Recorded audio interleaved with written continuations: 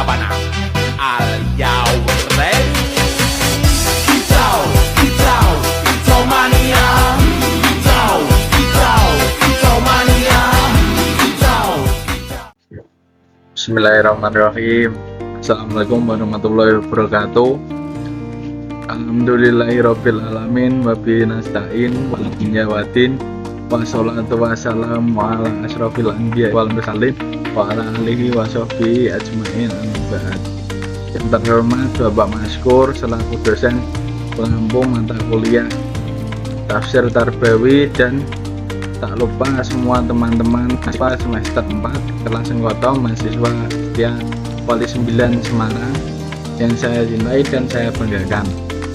Pada kesempatan yang berbahagia, perkenalkan, nama saya Ahmad Rizal Damang, akan memaparkan materi Tafsir Tarbawi dengan tema metode pengajaran dalam Islam, hikmah, mau'izah hasanah, mujadalah berdasarkan Quran Surat An-Nahl ayat 125 dan Quran Surat Ibrahim ayat 24 sampai 27.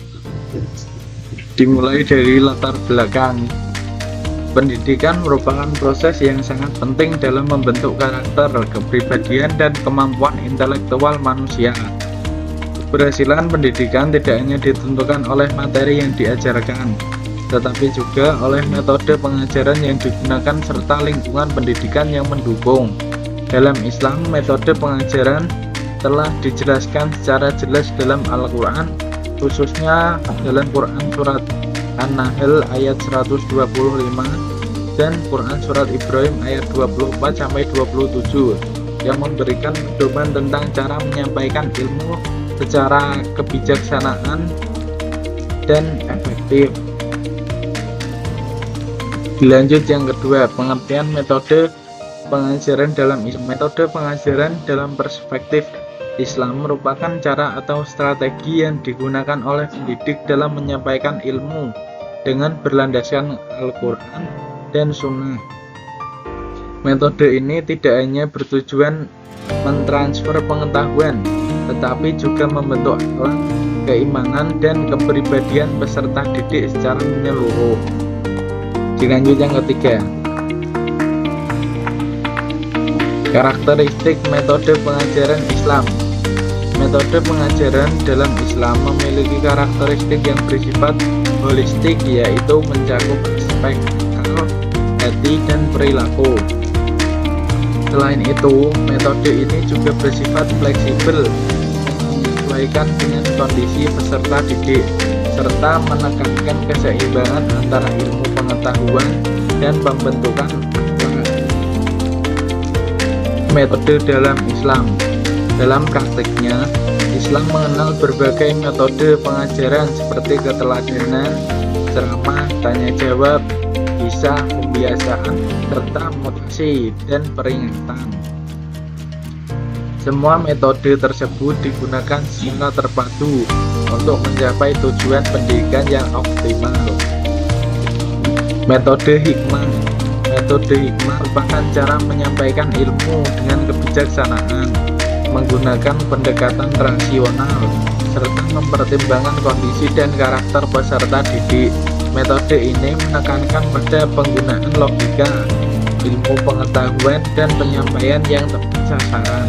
Dalam praktiknya, metode hikmah dapat dilihat ketika seorang pendidik menjelaskan materi dan argumentasi yang logis, menggunakan dalil yang kuat, serta memberikan contoh yang relevan dengan kehidupan peserta didik sehingga mudah dipahami. Mau'izah hasanah. Mau'izah hasanah merupakan metode pengajaran melalui nasihat yang baik, disampaikan dengan bahasa yang lembut, penuh kasih sayang, dan mampu menyentuh hati peserta didik sehingga mendorong perubahan sikap dan perilaku. Penerapan metode ini terlihat ketika guru memberikan nasihat dengan cara yang tidak menyudutkan, melainkan melalui pendekatan emosional seperti cerita inspiratif atau motivasi yang membangun kesadaran peserta didik. Metode mujadalah. Metode mujadalah adalah Metode pembelajaran melalui dialog atau diskusi yang dilakukan dengan cara yang baik, santun, dan berdasarkan argumentasi yang ilmiah.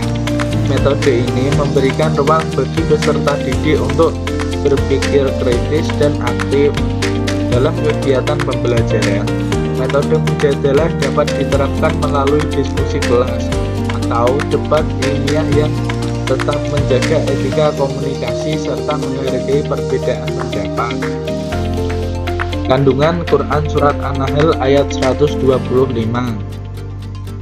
Ayat ini menjelaskan bahwa proses pendidikan dan dakwah harus dilakukan dengan 3 pendekatan utama, yaitu hikmah, nasihat yang baik, dan diskusi dengan cara yang terbaik.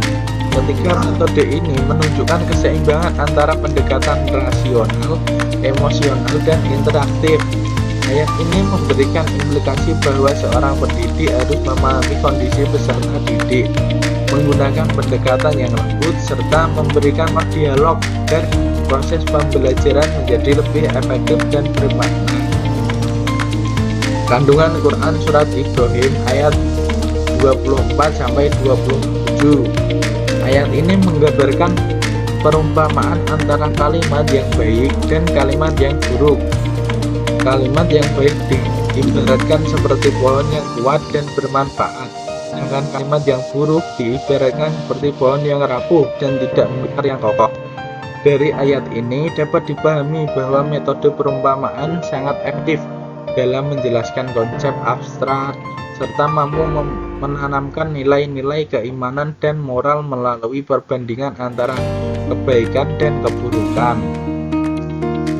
Kesimpulan, metode pengajaran dalam Islam menekankan pada keseimbangan antara ilmu, akhlak, dan keimanan. Metode hikmah, mau'izah hasanah, dan mujadalah merupakan pendekatan utama yang relevan untuk diterapkan dalam pendidik modern. Selain itu, lingkungan pendidikan yang baik menjadi faktor penting dalam keberhasilan proses pembelajaran. Sekian dari saya, kurang lebihnya mohon maaf bila ada tutur kata yang tidak enakan di hati. Saya minta maaf sebesar-besarnya. Wassalamualaikum warahmatullahi wabarakatuh.